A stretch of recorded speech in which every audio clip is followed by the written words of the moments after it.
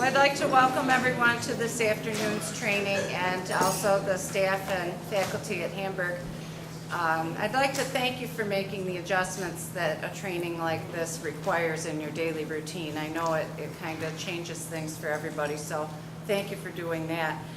We're experimenting with a new technology connection, so Brian is broadcasting this training to Hamburg campus. And in the room in Hamburg, where they're in two separate classrooms, Mr. Kay and Mrs. Johnson are facilitating. The staff and faculty in Hamburg will have the capability of putting questions into a chat box, and Brian will let us know if they come up with a question that they want to ask. What we have planned for the next hour is a training on normative culture. After this introduction that I give, we're going to have everyone do a self-assessment. This assessment is just for you, okay? It's like taking a measure of your knowledge of normative culture. And then there will be two facilitated activities that you do with the people at your table and with discussion at your table. And then there will be a closing where you define your one takeaway from the training today.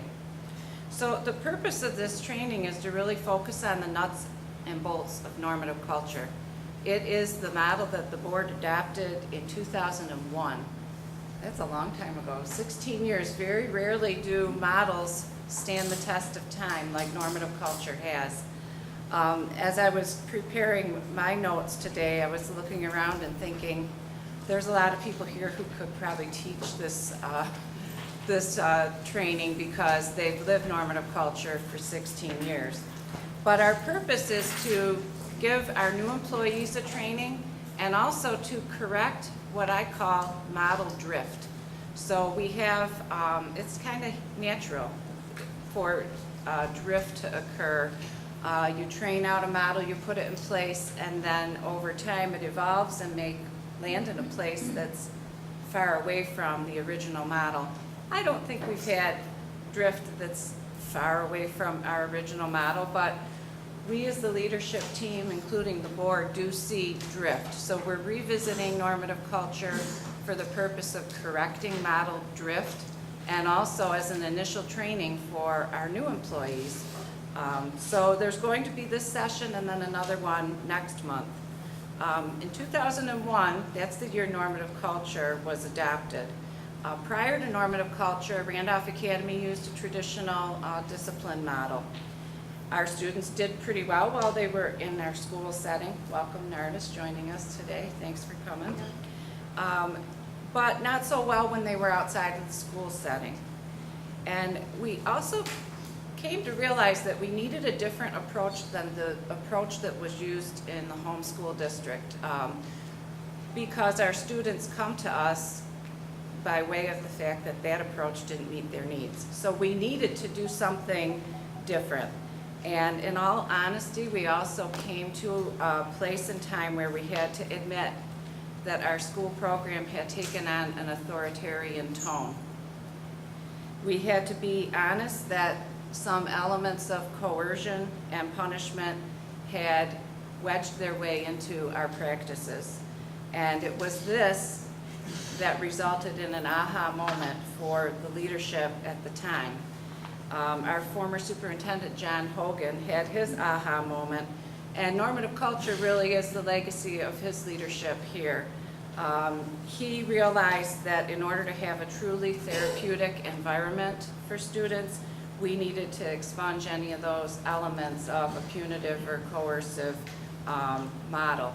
So he found a program at Glen Mills near Philadelphia. There were other programs that were visited as well, but about a dozen of the school staff went to visit this program, and some of you were here. Nicole was in that group, Jenny was in that group, Kevin Abbott, Dick Young. I think you were on the initial team. I don't know, did you visit Glen Mills? You did. And Rick, you were on those visits. And what we formed after that was a core team that led the implementation of normative culture in our district. We also got copies of this book, Positive Peer Culture, It was sort of our original text for the fundamentals of implementing a positive peer strategies. We're going to re-excerpt from this book today. But what happened next was really a collaborative process.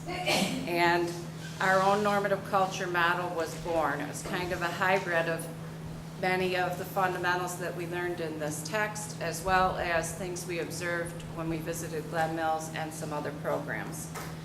We started to hear phrases like, around here we, and I had to chuckle yesterday because one of our new students said to Mrs. Johnson, I'm so sick of hearing around here we. So that carries on strong. We also heard a new verb, or we thought it might be a verb, but we heard the phrase positive peering. Now the kids generated, they invented that language, positive peering, but we all knew what it meant. GGI became part of our daily routine. Team meetings became an essential point of communication every week, and those team meetings continue today. Force field ratings were a part of what we did on a routine basis. The Timberwolf Leadership Club was born, and we even carefully designed, in fact it was Narda and I who carefully designed each piece of the ritual that we now know as the induction ceremony. So every single thing that's done during that ceremony has an intentional symbolism behind it. You may have been to one where you see this, you may have been a spokesperson standing behind the student. That was all intentional, designed to symbolize we stand behind our students. So over time, we've found that normative culture has indeed stood the test of time, and we also have seen it have profound change in students.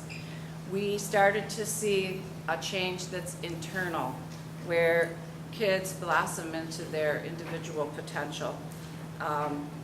Every year I enjoy visiting Sue Jackson's room on open house to read.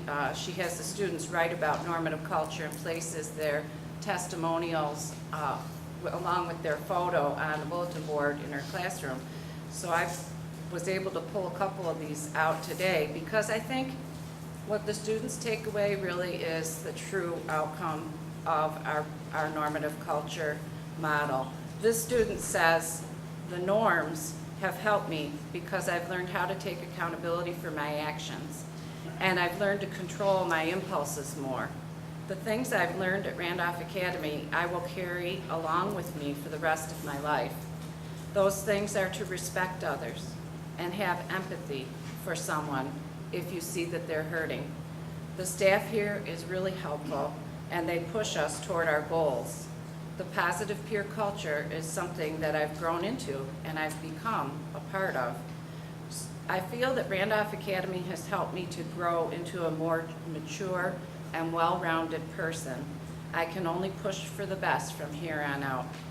Another student wrote, these norms have been giving me something to go for, and that is to be a good student and to respect everyone.